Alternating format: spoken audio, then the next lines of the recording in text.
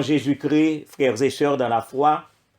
Et ça fait déjà des semaines que nous avons commencé avec l'étude de l'épître de Jude. Et puisque le Seigneur a accordé nous l'opportunité pour que nous retrouvions encore en ligne, nous demandons pour que nous ouvrions Bible nous ensemble avec.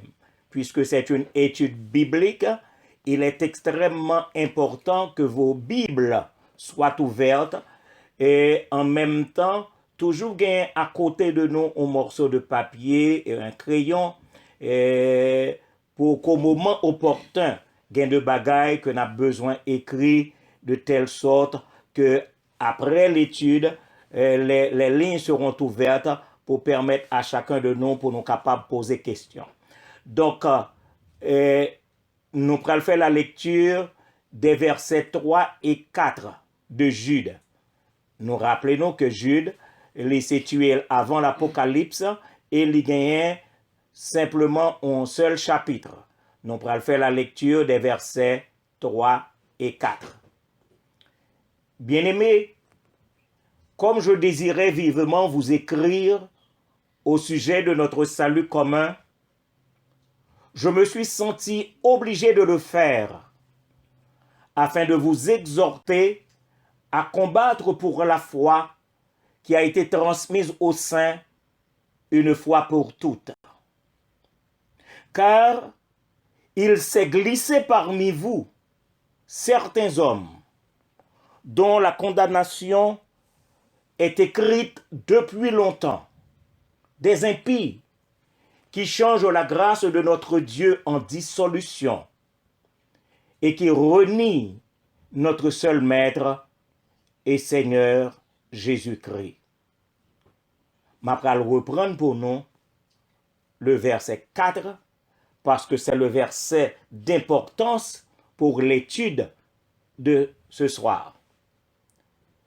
Il s'est glissé parmi vous certains hommes dont la condamnation est écrite depuis longtemps, des impies qui changent la grâce de notre Dieu en dissolution et qui renient notre seul Maître et Seigneur, Jésus-Christ.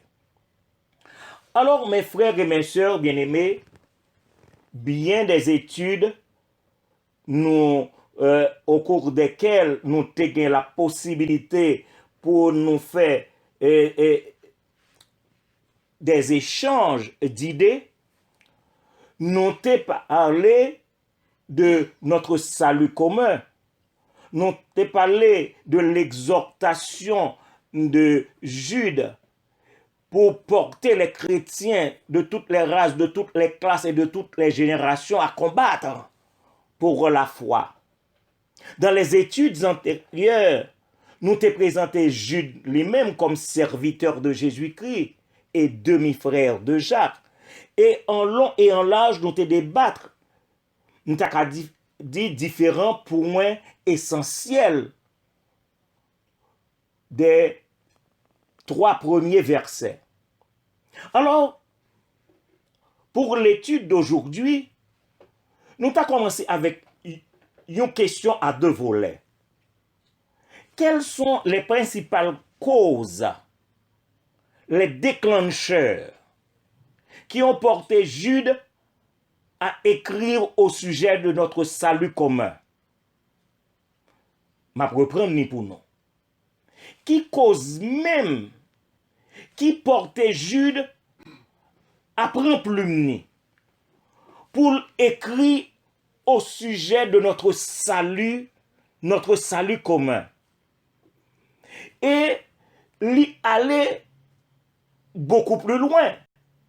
Et puisque l'aller beaucoup plus loin, moi-même m'attendais quelles sont les principales causes également qui obligeaient à nous exhorter pour que nous combattre pour la foi transmise aux saints une fois pour toutes. Les questions doivent interpeller, ces questions doivent aussi vous interpeller. Alors, on nous dit que il y a 3 facteurs à retenir. Tendez ça bien. 3 facteurs à retenir. Il s'agit, premièrement, d'informations alarmantes. Demandez-nous pour que nous retenions samedi là, parce que d'importance capitale. Il s'agit premièrement d'informations alarmantes. Deuxièmement, il s'agit d'une inquiétude troublante. Et troisièmement, il s'agit d'une conscience dominante. Je parle d'informations alarmantes parce que Jude, monsieur, vient au courant de ce qui se passe au niveau de la communauté chrétienne de son époque. Je vais me redire pour nous. Monsieur vient au courant, il est informé des informations alarmantes. Il est au courant de ce qui a passé dans le temps communautaire. Jude fut informé de l'infiltration. Gardez bien le terme que j'utilise, l'infiltration au milieu des chrétiens. De ça, nous t'arrêlons des instigateurs de fausses doctrines, de monde qui viennent dans mi-temps yo, mais c'est de monde qui viennent avec des doctrines nouvelles. Et c'est pas de bonnes doctrines, c'est de fausses doctrines que yo poté. Yo infiltré dans mi-temps chrétien yo viennent dans mi-temps dirigeant, y apprend la parole et ils sont des instigateurs de fausses doctrines. Donc, les informations sont alarmantes. Jude en est informé. Je parle d'inquiétude troublante parce que cela porte Jude à réfléchir. Étendez ça bien. Cela porte Jude, moins dit, à réfléchir. Réfléchir à quoi? Aux dégâts éventuels. Dégâts que ça a posé si la yo qui vit nous nan mi-temps chrétien yo et qui a porté fausse doctrine yo. Donc, Jude fut inquiet. Jude fut inquiet du terrible danger. Oui, me parlait de terrible danger auxquels font et feront encore face les croyants. Donc cela veut dire, toutes les fois que pral gagner des instigateurs de fausses doctrines, Jude s'en inquiète du terrible danger que ces instigateurs pral fait dans mi-temps, de dégâts que monsieur Sayo pral fait. Alors Jude dit, pas gain le choix. Il me faut écrire aux croyants de tous les siècles. Je parle troisièmement d'une conscience dominante. Et peut-être on t'a capable de poser, Pasteur Dormé, nous parlons en quel côté là qui t'a dit que Jude a une conscience dominante. Mais laissez-moi vous poser cette question. Qui ça portait Jude à prendre sa plume et écrire aux appelés, à ceux qui sont gardés pour Jésus-Christ, à ceux qui sont aimés en Dieu, parce que Jude, sa conscience est dominée. Il sait, et là, prêtez m'attention, nous tendez ça bien. Jude sait pertinemment qu'il est sauvé pour servir.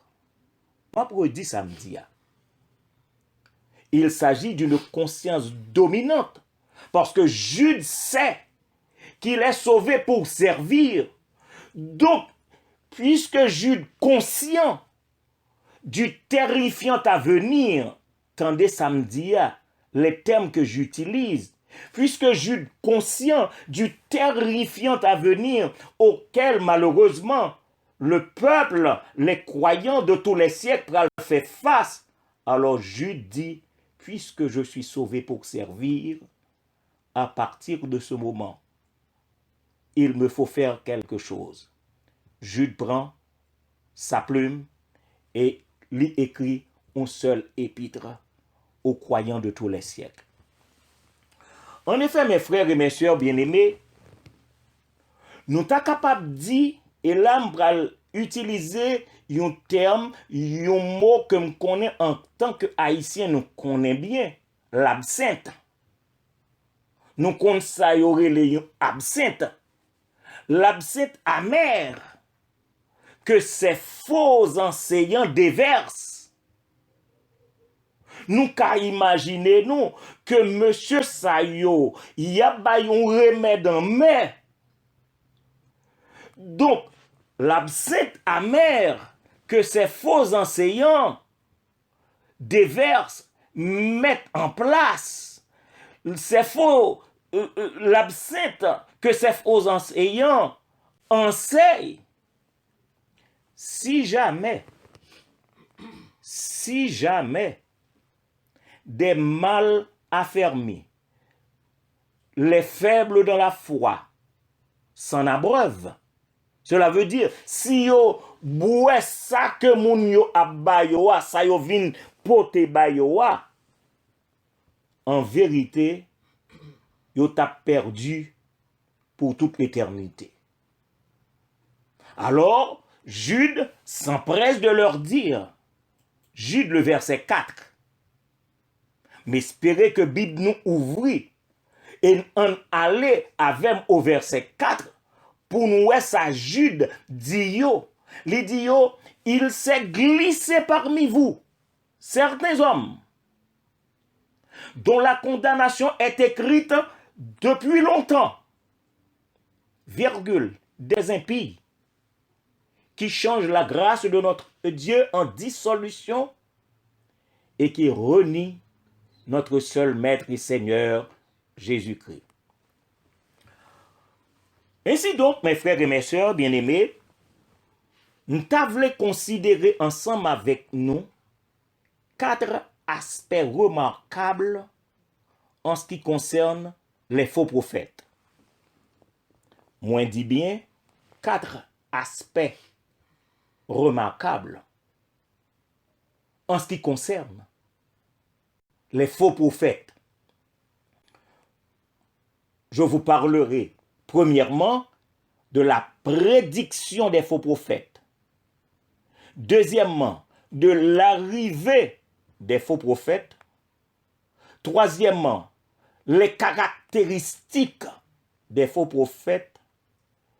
Et quatrièmement, la condamnation des faux prophètes. Je les reprends. La prédiction des faux prophètes, l'arrivée des faux prophètes, les caractéristiques des faux prophètes et quatrièmement, la condamnation des faux prophètes.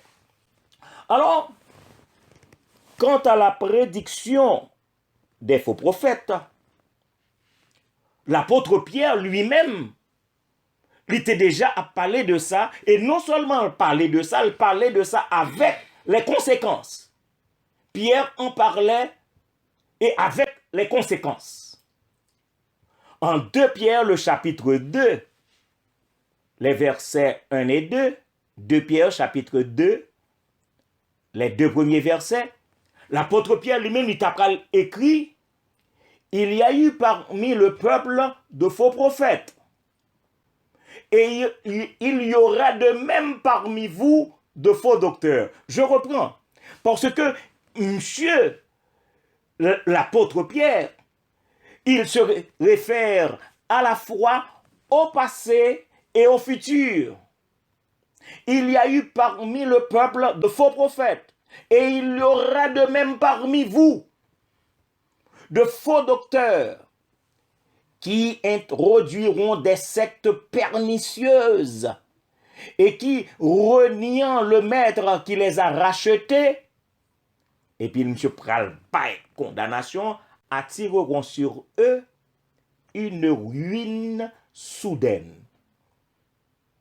attireront sur eux une ruine soudaine.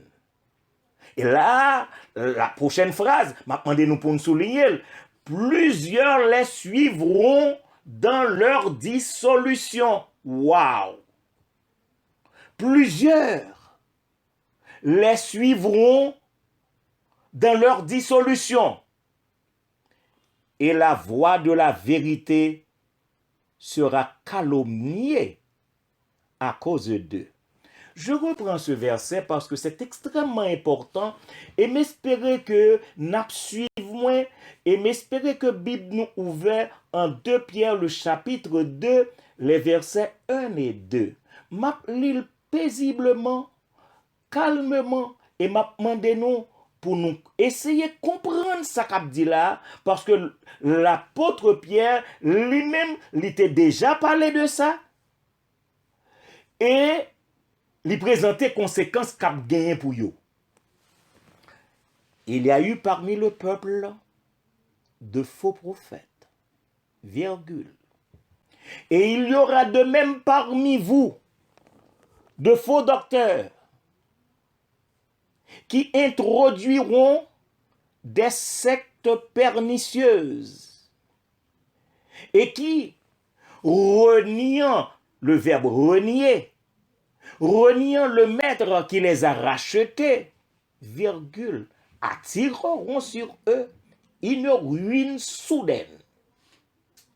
Mais gardez côté dans verset, ça a bon problème et qui t'a doué interpeller nous tous. Plusieurs les suivront dans leur dissolution et la voix de la vérité sera calomniée à cause d'eux. Là, en marge, moi je voulais présenter nous 2 textes d'avertissement. Je dis que en marge de cette étude, en marge de prédictions faites par l'apôtre Pierre, moi je voulais présenter nos 2 textes d'avertissement.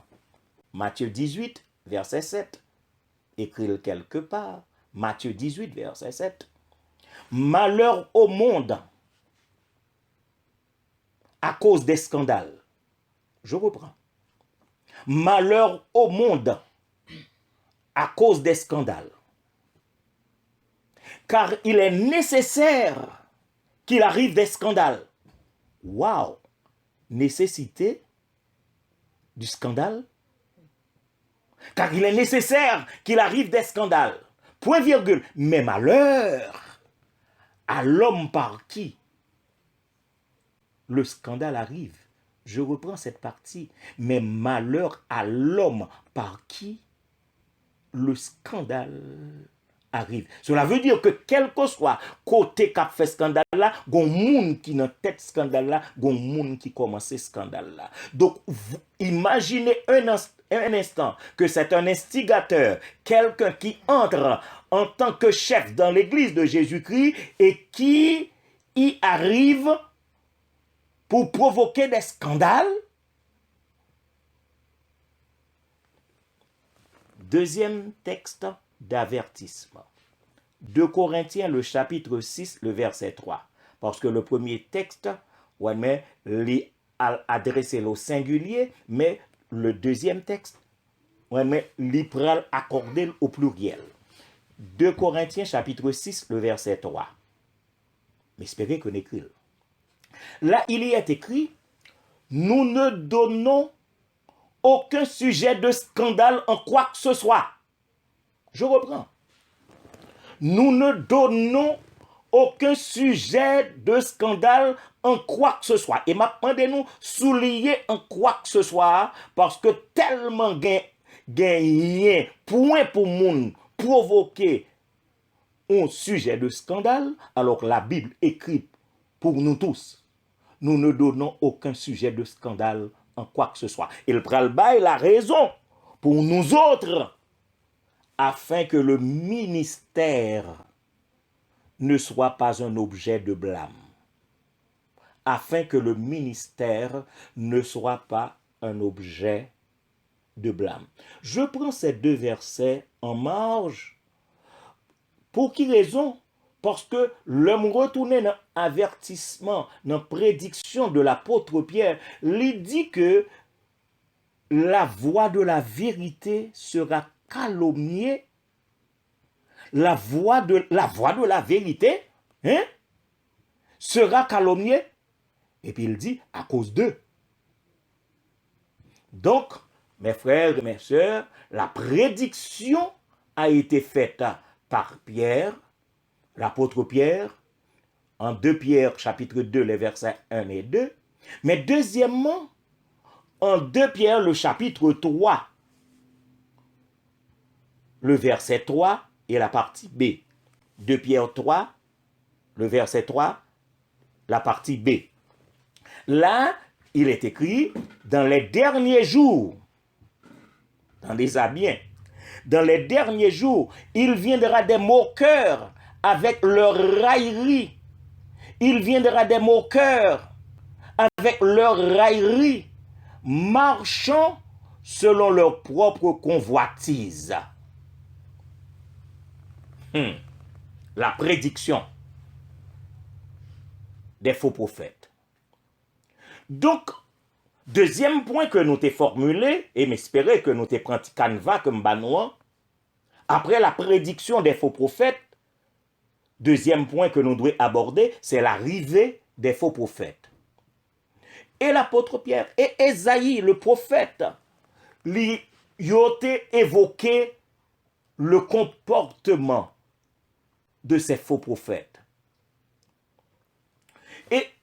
Mais avant que nous considérions les propos de Pierre et les propos d'Ésaïe, nous prenons noter d'abord que Jude utilise un terme qui nécessitait un commentaire profond. On aurait tourné dans Jude, dans verset 4 là, n'apprend que cela nécessite un certain commentaire. Jude dit, il s'est glissé parmi vous certains hommes. Donc cela veut dire que il y a des hommes qui se sont glissés au milieu de nous, au milieu des croyants. Mais on nous allait beaucoup plus loin dans le commentaire là. Ces hommes glissés au milieu des croyants, ces hommes glissés au milieu de nous, ce ne sont pas des persécuteurs qui courent après les chrétiens, ni ne les tyrannisent. Imaginez, ils sont là, ils ne nous persécutent pas, ils ne nous tyrannisent pas. Donc, que font-ils?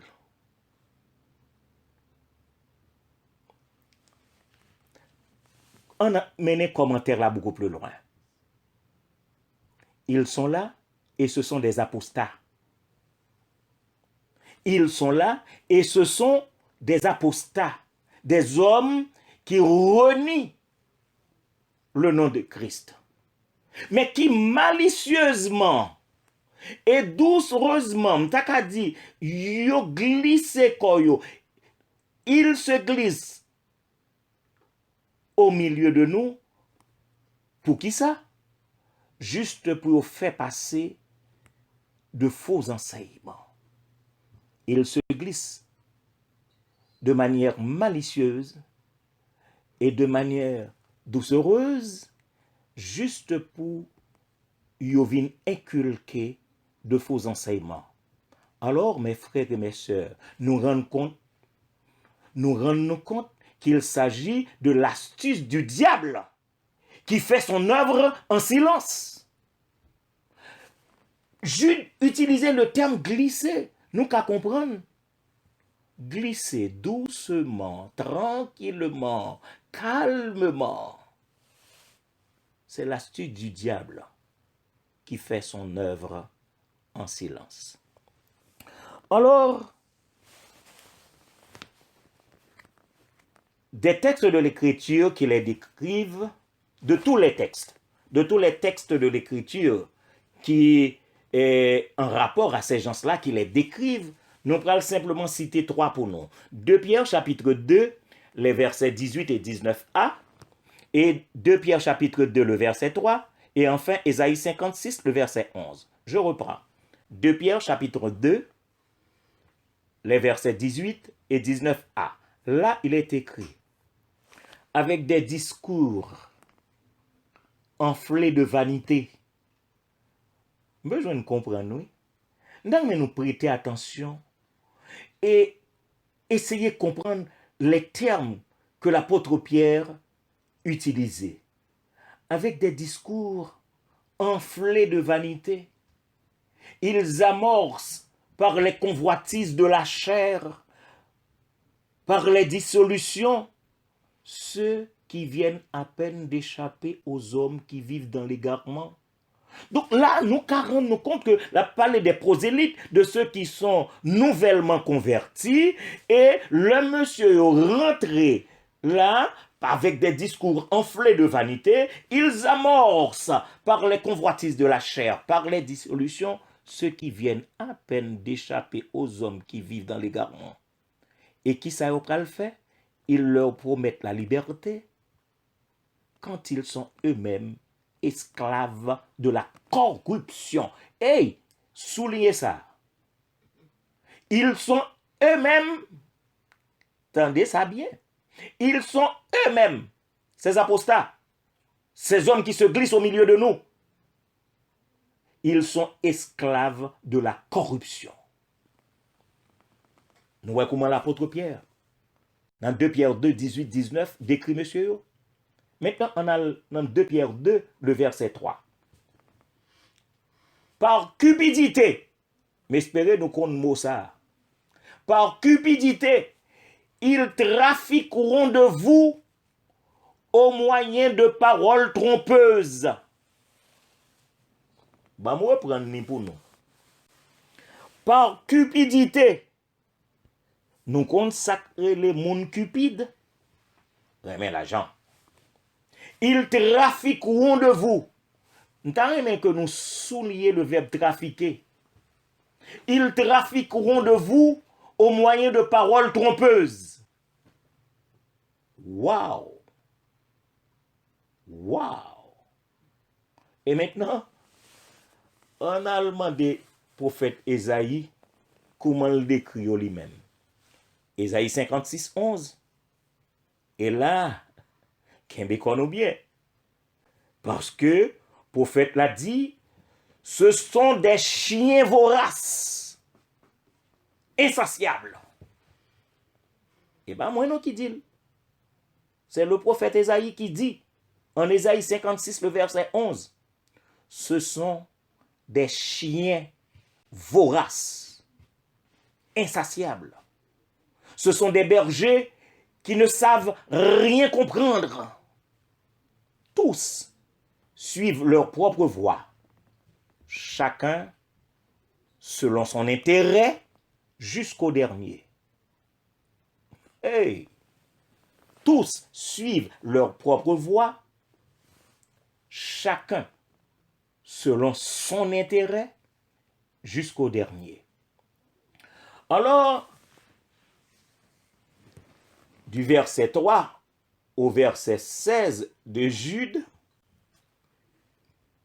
on y a prêté ma attention, nous, puisque nous prenons dans l'autre niveau. Nous prenons joindre 18 traits révélateurs, 18 traits qui révélaient le caractère de ces faux prophètes. Donc, nous sommes au 3e point, les caractéristiques des faux prophètes. Donc là, ouvrez Bible, non, Jude, nous avons regardé depuis le verset 3 jusqu'au verset 16. Nous allons rendre compte que Jude lui-même, après que Pierre finit parler de eux, Jude dit m'a décrit au banon. Les caractéristiques des faux prophètes. 1. Ils sont des opposants à la foi transmise. Verset 3. 2. Ils sont des intrus dans la congrégation. Verset 4. Ils sont en général des impies. et des immoraux. Toujours le verset 4, mais espérez que Bible nous ouvre.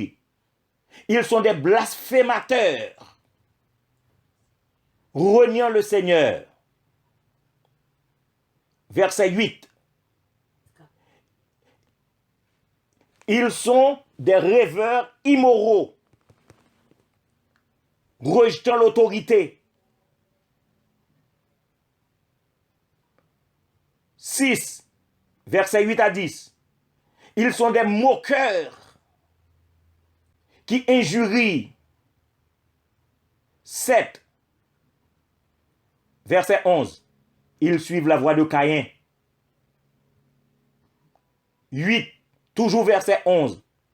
Ils se jettent dans l'égarement. 9, toujours au verset 11. Ils sont perdus dans et par leur révolte. 10e point. Ça nous joignit au verset 12. Étendez ça bien. Ils sont des écueils. Ils sont des écueils dans les agapes. Ça veut dire que quand il y a des agapes fraternelles que cap fait un, yo là pour gâter ça. 11e point. Ils sont des nuées sans eau. Des nuées sans eau, poussées par les vents. 12e point. Ils sont des arbres d'automne. Tendez bien. Des arbres d'automne, sans fruits, 2 fois morts, déracinés. 13e point. Ils sont des vagues furieuses de la mer. Dans des descriptions, oui. Leurs caractéristiques. Ils sont des vagues furieuses de la mer, rejetant l'écume de leurs impuretés. 14. Ils sont des astres errants. 15e point. Ils sont des plaignants qui murmurent. Ils sont toujours à plaindre. Ils sont des plaignants qui murmurent. 16e point. Ils marchent selon leur convoitise. 17e point. Ils ont à la bouche des paroles hautaines. Dernier point. Ils admirent, tendez bien, ils admirent des personnes par motif d'intérêt. 18 points de caractère que Jude présentait allant du verset 3 au verset 16, qui fait nous capables de présenter les caractéristiques des faux prophètes. Nous devons aller à fond dans ces études, étape par étape, pour nous détailler en long et en large tout ce que Jude présentait nous allant du verset 3 jusqu'au verset 16, eu égard aux caractéristiques des faux prophètes. Alors, maintenant, nous arrivons à la condamnation des faux prophètes. Jude écrit, certains hommes dont la condamnation est écrite depuis longtemps. Cela veut dire, ils sont destinés au jugement. Selon le verset 4, mes frères. Jude se dit, ils sont des astres errants auxquels l'obscurité des ténèbres est réservée pour l'éternité. L'obscurité des ténèbres est réservée pour l'éternité pour ces astres errants. Et troisièmement, ils rendront compte de tous les actes d'impiété et de toutes les paroles injurieuses proférées. Alors, l'important pour moi, pour me souligner pour nous, que les faux docteurs, les faux enseignants, Jude bien qualifiés, au verset 4. Il dit, ce sont des impies qui changent la grâce de notre Dieu en dissolution et qui renient notre seul Maître et Seigneur Jésus-Christ. Cela veut dire que ces hommes, ils ne connaissent pas Dieu. Ces hommes, ils ne connaissent pas Jésus-Christ. Ces hommes, ils ne connaissent pas la divinité de Jésus-Christ. Donc cela veut dire premièrement qu'ils n'ont pas appartenu à Christ. Non seulement ils n'ont pas appartenu à Christ, ils n'ont pas vu, les nous où ils viennent dans le temple là, ce n'est pas Christ qu'ils viennent joindre. Attendez, ça me dit. Me dit, un, ils n'ont pas appartenu à Christ. Deuxièmement, me dit que même si nous sommes dans le temple, mais ils ne viennent pas de Christ, ils ne viennent pas au nom de Christ, ils ne viennent pas à Christ. Cela veut dire qu'ils n'appartiennent pas à l'Église, même s'ils sont dans le temple, même s'ils sont dans la congrégation. Un, ils n'appartiennent pas à Christ, ils ne viennent pas de Christ, ils ne viennent pas pour Christ, ils n'appartiennent pas à l'Église. Mais nous voulons dire, nous, comment on fait là? Pour qui ça y est là? Ils ne s'introduisent dans les congrégations que par motif d'intérêt. Alors, qui sont-ils ces faux prophètes? On prend, dis-nous quelques mots sur eux. Ils sont très dangereux. C'est un. Ils sont très dangereux. Ce sont des hommes dont le caractère, la pensée, la parole et leurs intérêts sont incompatibles. Ça veut dire que pas aucun rapport entre ni parole, monsieur Sayo, ni caractère, ni pensée, ni intérêt, pas rien pour louer avec le plan de Dieu pour notre salut commun. Ma pour prendre caractère, monsieur Sayo.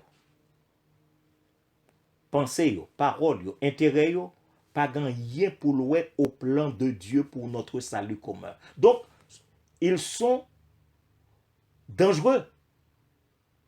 Ils sont dangereux. Ce sont des adversaires de notre âme, de notre salut. Qui sont-ils, ces faux prophètes? Non seulement ce sont des dangereux, mais c'est aussi des licencieux. Et nous allons dire nous que ça, pour qui ça me relève des licencieux. Des hommes qui changent la grâce de Dieu en licence, en libertinage, en impureté, indécence et impudicité. Et c'est ça que fait l'apôtre Paul t'a fait cette recommandation aux chrétiens en Galates, chapitre 5, le verset 13. Là, il dit aux frères, vous avez été appelés à la liberté. Entendez ça bien, ma pour prendre pour nos frères. Vous avez été appelés à la liberté. Seulement, ne faites pas de cette liberté un prétexte de vivre selon la chair. Tandis que ces hommes changent la grâce de Dieu en dissolution, libertinage, licence, indécence, impureté, impudicité. Ce sont des licencieux, des dangereux, des licencieux. Troisièmement, des hérétiques. Des hérétiques, pour qui ça? Parce que ce sont des hommes qui rejettent et la divinité, et la personne, et l'œuvre, et le retour de notre Seigneur Jésus-Christ. Donc ça passe là. S'ils rejettent la divinité, la personne, l'œuvre, et le retour de notre Seigneur Jésus-Christ, que sont-ils? Ils sont des hérétiques. Ils disent, et nous allons joindre parole parce que l'apôtre Pierre rapportait en 2 Pierre 3, le verset 4. L'apôtre Pierre rapportait en 2 Pierre 3, le verset 4. Il dit, où est la promesse de son avènement? Car depuis que les pères sont morts, tout demeure comme dès le commencement de la création. Nous entendez? Il a posé la question, la pertinente question, où est la promesse de son avènement? Ah, ce sont des dangereux, des licencieux, des hérétiques. Alors, mes frères et mes sœurs bien-aimés, qu'on se rappelle ces paroles de l'apôtre Paul. 1 Timothée chapitre 4, les versets 1 et 2. 1 Timothée chapitre 4, les versets 1 et 2. Mais l'Esprit dit expressement que dans les derniers temps, quelques-uns abandonneront la foi pour s'attacher à des esprits séducteurs et à des doctrines de démons par l'hypocrisie de faux docteurs portant la marque de la flétrissure dans leur propre conscience. C'est un texte profond. Nous demandons de nous réfléchir, ma brûle pour nous. Mais l'Esprit dit expressément que dans les derniers temps, quelques-uns abandonneront la foi pour s'attacher à des esprits séducteurs et à des doctrines de démons par l'hypocrisie de faux docteurs portant la marque de la flétrissure dans leur propre conscience. M'appelez un deuxième texte pour nous. Tite, chapitre 1er, le verset 16. Tite 1, 16. Ils font profession de connaître Dieu, mais ils le renient par leurs œuvres. Je reprends. Ils font profession de connaître Dieu, mais ils le renient par leurs œuvres, étant abominables, rebelles et incapables d'aucune bonne œuvre. Pas mal dans le troisième verset. Romains 16, le verset 18. Car de tels hommes ne servent point Christ notre Seigneur, mais leur propre ventre. Car de tels hommes ne servent point le Christ notre Seigneur, mais leur propre ventre. Et par des paroles douces et flatteuses, ils séduisent les cœurs des simples. Parole kap sot nan bouche yo, douce passe si yo. Mais c'est affaire yo y a réglé. Quatrième texte, 2 Corinthiens 11, 13, 15. Ces hommes-là sont de faux apôtres, des ouvriers trompeurs, déguisés en apôtres de Christ. Et cela n'est pas étonnant, puisque Satan lui-même se déguise en ange de lumière. Il n'est donc pas étrange que ces ministres aussi se déguisent en ministres de justice. Leur fin sera selon leurs œuvres. Alors, on a terminé. On a terminé en posant 3 questions. Et prêtez m'attention. Prêtez m'attention. Qui de nous s'adonne sérieusement à la lecture méditative des Saintes Écritures pour s'en instruire et se conformer à la volonté de Dieu? Qui est-ce dans nous qui, de manière sérieuse, l'on prend Bible là, nous prenons pour nous lire, pour nous méditer, de telle sorte que nous instruisons nous et conformer vie nous à la volonté de Dieu? C'était la première question. Maintenant la deuxième. Qui de nous se met à suivre des hommes à grandes envolées oratoires, mais sans le désir de nous garder en Jésus-Christ et pour Jésus-Christ?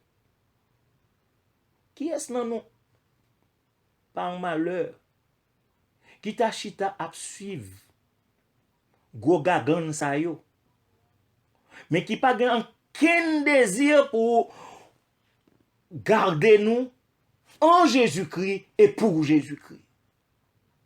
C'était la deuxième question. Troisième question. Qui de nous, qui désormais se laissera illuminer par la lumière du Saint-Esprit pour ne plus se laisser engouffrer dans les ténèbres. Est-ce que gagne en nous